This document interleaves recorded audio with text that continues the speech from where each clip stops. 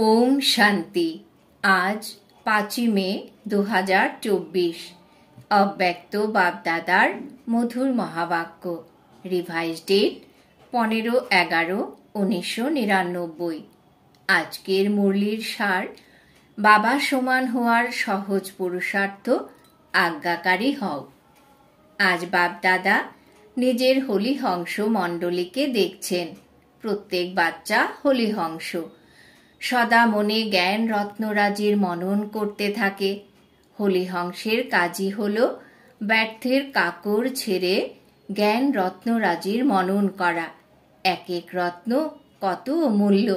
प्रत्येक बाच्चा समूह ज्ञान रत्नेर आकड़ हये गेछे। ज्ञान रत्नेर भाण्डारे सदा परिपूर्ण थाके। आज बाप दादा बाच्चादेर मध्य एक विशेष विषय चेक करछिलेन। सेटा कि छिलो? ज्ञान बा योगेर सहज धारणार सहज साधन हलो बाबा और दादार आज्ञाकारी हये चला। बाबार रूपेও आज्ञाकारी, शिक्षकेर रूपेও और सद्गुरुर रूपेও। तीन रूपेই आज्ञाकारी हওয়া अर्थात सहज पुरुषार्थी हওয়া। केनना तीन रूपेर द्वाराई बाच्चादेर आज्ञा प्राप्त हয়েছে। अमृत बेला থেকে শুরু করে রাত পর্যন্ত সব সময় সব কর্তব্যের আজ্ঞা প্রাপ্ত হয়ে থাকে। আজ্ঞানুসারে চলতে থাকলে তবে কোনো রকমের পরিশ্রম কিংবা কাঠিন্য অনুভব হবে না। সব সময়ের মনসা সংকল্প বাণী আর কর্ম এই তিন রকমেই आज्ञा स्पष्ट रूपे प्राप्त হয়েছে। ভাবারও আবশ্যকতা নেই যে এটা করব কি করব না, এটা রাইট নাকি এটা রং। ভাবারও পরিশ্রম নেই। পরমাত্ম আজ্ঞা সদাই শ্রেষ্ঠ। তো সব কুমার যারাই এসেছো খুব ভালো সংগঠন। তো প্রত্যেকে বাবার হওয়ার সাথে সাথেই বাবার কাছে প্রতিজ্ঞা করেছো। যখন বাবার হয়েছো তো সবচাইতে আগে কোন প্রতিজ্ঞা করেছো? বাবা তন মন ধন যা কিছু আছে, কুমারদের কাছে ধন তো বেশি থাকে না, তবু যা আছে সব আপনার, এই প্রতিজ্ঞা করেছো। তন মন ধন আর সম্বন্ধ সব তোমার সাথে, এই প্রতিজ্ঞাও পাক্কা করেছো। যখন তন মন ধন সম্বন্ধ সব তোমার, তো আমার কি থাকলো? আমিত্ববোধের কিছু থাকে? আর কি বা থাকে? তন মন ধন জন সব বাবাকে হস্তান্তর করে দিয়েছো। যারা প্রবৃত্তির তারা কি করেছো? যারা মধুবনের তারা কি করেছো? পাক্কা তো না। যখন মনও বাবার হয়েছে তখন মন আমার নয় তো না, নাকি মন আমার? আমার মনে করে ইউজ করতে হবে। যখন মন বাবাকে দিয়ে দিয়েছো তো সেটাও তোমাদের কাছে আমানত। তাহলে যুদ্ধ কেন করছো? আমার মন বিরক্ত, আমার মনে ব্যর্থ সংকল্প আসে, আমার মন বিচলিত। যখন আমারই নয় গচ্ছিত রয়েছে তখন আমানতকে নিজের মনে করে ইউজ করা আমানতের অনধিকার প্রয়োগ করা নয় কি? মায়ার দরজা হলো আমি আর আমার। সুতরাং তনু তোমার নয়। তাহলে দেহ অভিমানের আমি কোথা থেকে এসেছে? মনও তোমার নয়, তো আমার কোথা থেকে এলো? তোমার নাকি আমার? বাবার নাকি শুধুই বলতে হয়, করতে হবে না? বলতে হবে বাবার আর মানতে হবে আমার। কেবল প্রথম প্রতিজ্ঞা স্মরণ করো যে না বডি কনসিয়াস, আমি না আমার।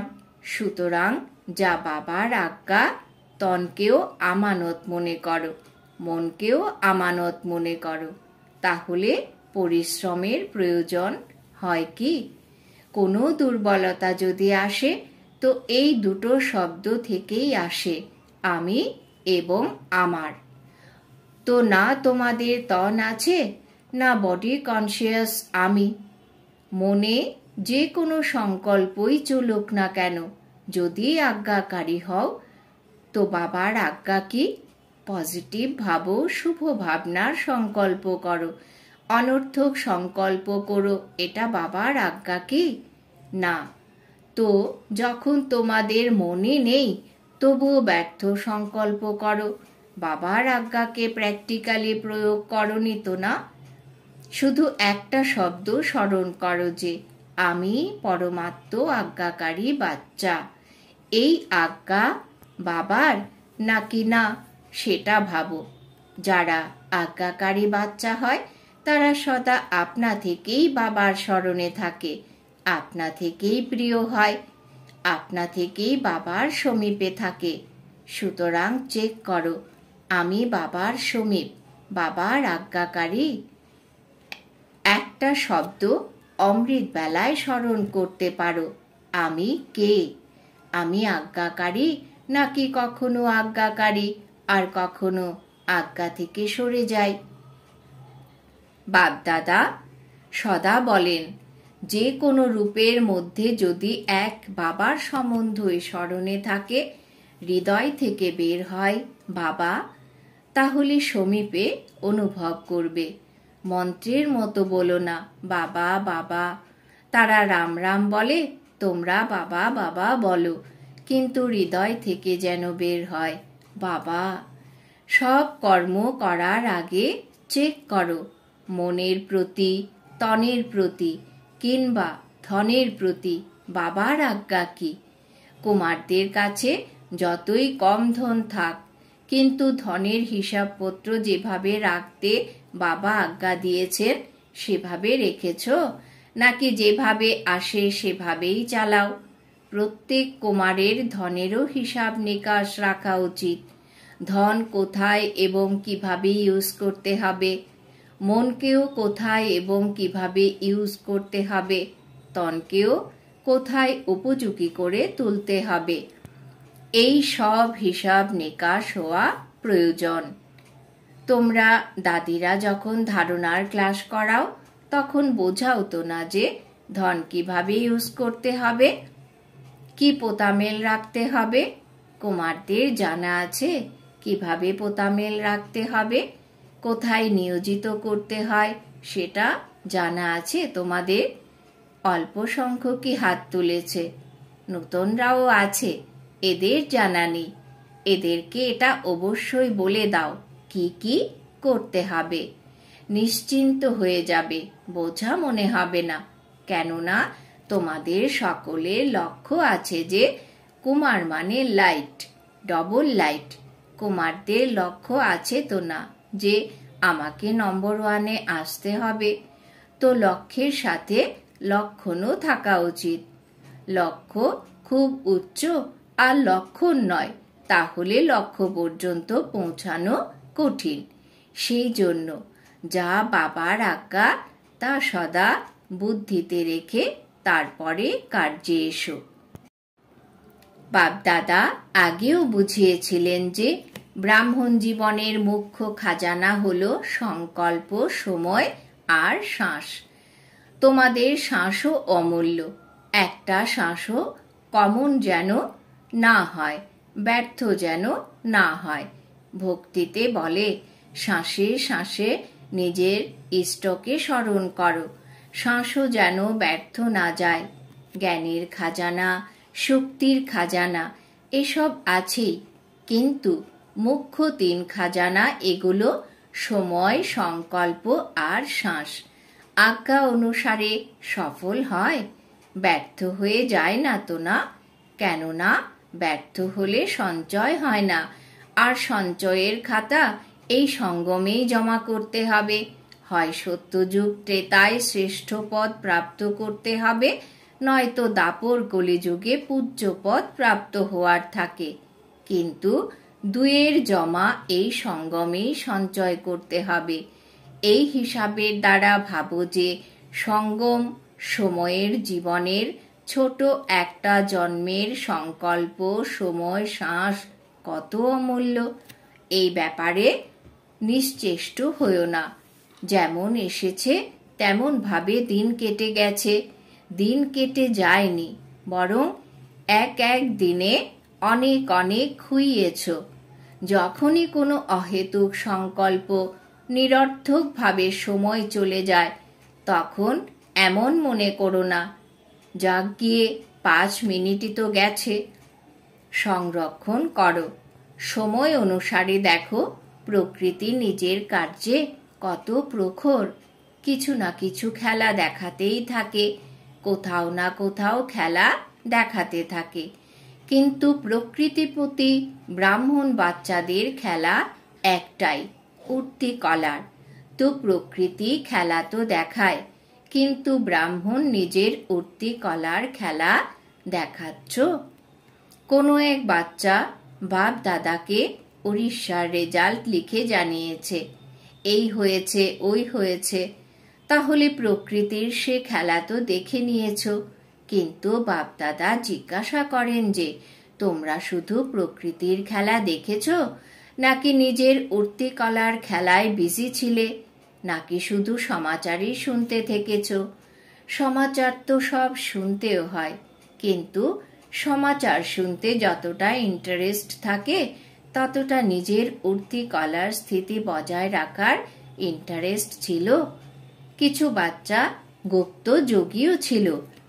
এমন গুপ্ত যোগী বাচ্চাদের বাপদাদার অনেক সহায়তাও প্রাপ্ত হয়, আর এমন বাচ্চারা নিজেরাও অনর সাক্ষী হয়ে থেকেছে এবং সময় মতো বায়ুমণ্ডলেও সহযোগ দিয়েছে। যেমন স্থূল সহযোগ যারা দেয়, হয় গভর্নমেন্ট আশেপাশের লোকজন সহযোগ দেওয়ার জন্য তৈরি হয়ে যায়, তেমন ব্রাহ্মণ আত্মারাও নিজেদের সহযোগ শক্তি, শান্তি দেওয়ার, সুখ দেওয়ার যে ঈশ্বরীয় শ্রেষ্ঠ কার্য আছে তা করেছ। যেমন ওই গভর্নমেন্ট এটা করেছে, অমুক দেশ এটা করেছে, তড়িঘড়ি করে অ্যানাউন্সমেন্ট করতে লেগে যায়। তো বাপ দাদা জিজ্ঞাসা করেন, তোমরা ব্রাহ্মণরা নিজেদের এই কার্য করেছ? তোমাদের অ্যালার্টও হওয়া উচিত। স্থূল সহযোগ দেওয়া সেটাও আবশ্যক, এতে বাপ দাদা নিষেধ করেন না। কিন্তু ব্রাহ্মণ আত্মাদের যেটা বিশেষ কার্য, যা আর কেউ সহযোগ দিতে পারে না, এমনভাবে অ্যালার্ট হয়ে সহযোগ দিয়েছ তোমরা। দিতে হবে তো না, নাকি শুধু বস্ত্র প্রয়োজন, আনাজ প্রয়োজন? কিন্তু প্রথমে তো মনে শান্তি চাই, মোকাবিলা করার শক্তি চাই। তো স্থূলভাবে করার সাথে সাথে সূক্ষ্ম সহযোগ ব্রাহ্মণই দিতে পারে, আর কেউ দিতে পারে না। এটা তো কিছুই না, এটা তো রিহার্সাল। রিয়েল তো আসবে, যা আসছে তার রিহার্স করাচ্ছেন তোমাদের বাবা এবং সময়। তো যে শক্তি, যে খাজানা তোমাদের কাছে আছে, সেসব সময় মতো ইউজ করতে জানো তোমরা? কুমার কি করবে? শক্তি জমা আছে তোমাদের, শান্তি জমা আছে, কিভাবে ইউজ করতে হয় জানো? হাত তো খুব তোলো, খুব ভালোই তোলো তোমরা। এখন প্র্যাকটিক্যালি দেখাও, সাক্ষী হয়ে দেখতেও হবে, শুনতেও হবে, আর সহযোগ দিতেও হবে। একদম অন্তিমে যখন রিয়েল পার্ট প্লে হবে, তাতে সাক্ষী আর নির্ভীক হয়ে দেখতেও হবে, আর পার্ট প্লে করতেও হবে। কোন পার্ট? দাতার বাচ্চারা দাতা হয়ে আত্মাদের যা চাই তা দিতে থাকবে। তোমরা মাস্টার দাতা তো না? স্টক জমা করো, নিজের কাছে যতটা স্টক হবে ততটাই দাতা হতে পারবে। অন্ত পর্যন্ত নিজের জন্যই জমা করতে থাকবে তো দাতা হতে পারবে না। অনেক জন্মের জন্য যে শ্রেষ্ঠ পদ প্রাপ্ত হওয়ার আছে তা প্রাপ্ত করতে পারবে না। সেই জন্য এক তো নিজের জন্য স্টক জমা করো, শুভ ভাবনা, শ্রেষ্ঠ কামনার ভাণ্ডার যেন সদা পরিপূর্ণ থাকে। 2, যে বিশেষ শক্তিগুলো রয়েছে সেই শক্তিগুলো যে সময় যে শক্তির প্রয়োজন তা যেন দিতে পারো। সেই সময় অনুসারে শুধু নিজের পুরুষার্থে সংকল্প আর সময় দাও, সেই সাথে দাতা হয়ে বিশ্বকেও সহযোগ দাও। তোমাদের নিজের জন্য কি পুরুষার্থ করা উচিত সেই বিষয়ে তোমাদের বলছি। অমৃত বেলাতেই এটা ভাবো যে আমি আজ্ঞাকারী বাচ্চা, প্রতিটি কর্মের জন্য আজ্ঞা প্রাপ্ত হয়েছে। ঘুম থেকে ওঠার, ঘুমানোর, খাওয়ার, কর্মযোগী হওয়ার, সব কর্মের আজ্ঞা প্রাপ্ত হয়েছে। আজ্ঞাকারী হওয়া এটাই বাবা সমান হওয়া। ব্যাস, শ্রীমতে চলা, না মনমত না পরমত। অ্যাডিশন যেন না হয়। কখনো মনমতে কখনো পরমতে যদি চলবে তো পরিশ্রম করতে হবে, সহজ হবে না। কেননা মনোমত পরমত উঠতে দেবে না। মনোমত পরমত হলো বোঝা, আর বোঝা উঠতে দেবে না। শ্রীমত ডবল লাইট বানায়। শ্রীমতে চলা অর্থাৎ সহজে বাবার সমান হওয়া। শ্রীমতে যারা চলে তাদেরকে কোনো পরিস্থিতি নিচে নিয়ে আসতে পারে না। তো শ্রীমতে কিভাবে চলতে হয় জানো তোমরা? আচ্ছা, তো কুমার এখন কি করবে? নিমন্ত্রণ পেয়েছো তোমরা, স্পেশাল খাতিরদারি হয়েছে। দেখো কত প্রিয় হয়ে গেছো। তাহলে এবারে ভবিষ্যতে কি করবে? রেসপন্ড করবে, নাকি ওখানে গেলে ওখানের, এখানে এলে এখানের? এরকম নয় তো না? এখানে তো খুব মজায় রয়েছো, মায়ার আঘাত থেকে সুরক্ষিত আছো। এমন কেউ আছে যার কাছে এখানেও মধুবনেও মায়া এসেছে? এমন কেউ আছে যাকে মধুবনেও পরিশ্রম করতে হয়েছে? সেফ আছো, এটা ভালো। বাপ দাদাও খুশি হন। সময় আসবে যখন ইউথ গ্রুপের দিকে গভর্নমেন্টের অ্যাটেনশন যাবে, কিন্তু তখনই যাবে যখন তোমরা বিঘ্ন বিনাশক হয়ে যাবে। বিঘ্ন বিনাশক কার নাম? তোমাদের নাম তো না। বিঘ্নের সাহস হবে না কোনো কুমারের সাথে মোকাবিলা করবে, তখন বলবে বিঘ্ন বিনাশক। বিঘ্নের হার যদিও বা হয়, কিন্তু আঘাত যেন না করে। বিঘ্ন বিনাশক হওয়ার সাহস আছে তোমাদের? নাকি ওখানে ফিরে গিয়ে পত্র লিখবে, দাদি খুব ভালো ছিল কিন্তু জানি না কি হয়ে গেল? এমন লিখবে না তো। এই খুশির খবর লেখো, ওকে ভেরি গুড, আমি বিঘ্ন বিনাশক।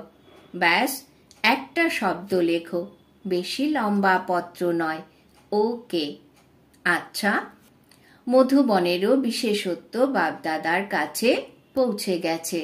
যারা মধুবনের তারা নিজেদের চার্ট পাঠিয়েছে, বাপদাদার কাছে পৌঁছেছে।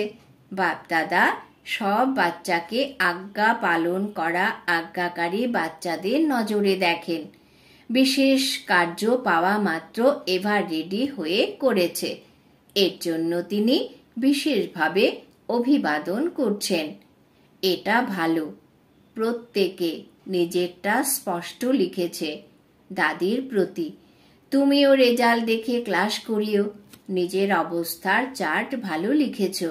বাপদাদা তো অভিনন্দিত করছেনই। স্বচ্ছ হৃদয়ের প্রতি সত্য সাহেব প্রসন্ন থাকেন। আচ্ছা, চতুর্দিকের বাপদাদার আজ্ঞাকারী বাচ্চাদের, সদা বিঘ্ন বিনাশক বাচ্চাদের, সদা সহজভাবে শ্রীমতে চলা বাচ্চাদের, যারা পরিশ্রম থেকে মুক্ত থাকে, সদা অনন্তভাবে ওড়ে এবং অন্যদের ওড়ায়, সমুদয় ঐশ্বর্যের ভাণ্ডারে পরিপূর্ণ থাকে। যারা এইভাবে বাবার সমীপ আর সমান থাকে, এমন বাচ্চাদের অনেক অনেক স্মরণের স্নেহ সুমন আর নমস্কার। কুমারদেরও বিশেষ রূপে অক্লান্ত এবং এভার রেডি, সদা উঠতি কলায় যারা ওড়ে, তাদেরকে বাপদাদার বিশেষ স্মরণের স্নেহ সুমন। আমরা আত্মারূপী বাচ্চারাও আমাদের মাতা পিতা বাপদাদাকে জানাই স্মরণের স্নেহ সুমন, নমস্কার। বাপদাদা ডায়মন্ড হলে বসে থাকা সব ভাই বোনকে দৃষ্টি দেওয়ার জন্য হলে পরিক্রমণ করলেন। বাপদাদার প্রত্যেক বাচ্চার প্রতি অনেক অনেক স্নেহ ভালোবাসা আছে, এমন যেন ভেবো না যে আমাদের প্রতি বাপদাদার ভালোবাসা কম আছে। হতে পারে তোমরা ভুলে যাও, কিন্তু বাবা নিরন্তর সব বাচ্চার মালা জপতে থাকেন, কেননা বাপদাদার সব বাচ্চার বিশেষত্ব সদা সামনে থাকে। কোনো বাচ্চা বিশেষ হবে না সেটা নয়, প্রত্যেক বাচ্চা বিশেষ। বাবা কখনো একটা বাচ্চাকেও ভোলেন না। তো সবাই নিজেকে বিশেষ আত্মা এবং বিশেষ কার্যের জন্য নিমিত্ত এই রকম মনে করে সামনে এগিয়ে যেতে থাকো। আচ্ছা, বাবা বরদান দিয়েছেন সদা আধ্যাত্ম অর্থাৎ আত্মিক স্থিতিতে থেকে অন্যদেরকেও আত্মা দেখে রুহানি রুহে গোলাপ ভব। সদা আধ্যাত্ম অর্থাৎ আত্মিক স্থিতিতে থেকে অন্যদেরকেও আত্মা দেখে রুহানি রুহে গোলাপ ভব। ব্যাখ্যা: রুহে গোলাপ অর্থাৎ যার মধ্যে সদা আধ্যাত্মিকতার সুগন্ধি থাকবে। যাদের আধ্যাত্ম সুগন্ধি রয়েছে তারা যেখানেই দেখবে, যাকেই দেখবে আত্মাকে দেখবে, শরীরকে নয়। তো নিজেও সদা আধ্যাত্ম স্থিতিতে থাকো এবং অন্যদেরকেও আত্মা দেখো। যেমন বাবা উঁচু থেকেও উঁচু, তেমনি তার বাগিচাও উঁচু হতে উঁচু। যে বাগিচার বিশেষ রূপ সজ্জায় রুহে গোলাপ তোমরা বাচ্চারা। তোমাদের আধ্যাত্ম সুগন্ধি অনেক আত্মার কল্যাণ করে। স্লোগান: মর্যাদা লঙ্ঘন করে যদি কাউকে সুখ দিয়েছ তো সেটাও দুঃখের খাতায় জমা হয়ে যাবে। মর্যাদা লঙ্ঘন করে যদি কাউকে সুখ দিয়েছ তো সেটাও দুঃখের খাতায় জমা হয়ে যাবে। আজকের সমান আমি রুহানি রুহে গোলাপ আত্মা। ওম শান্তি।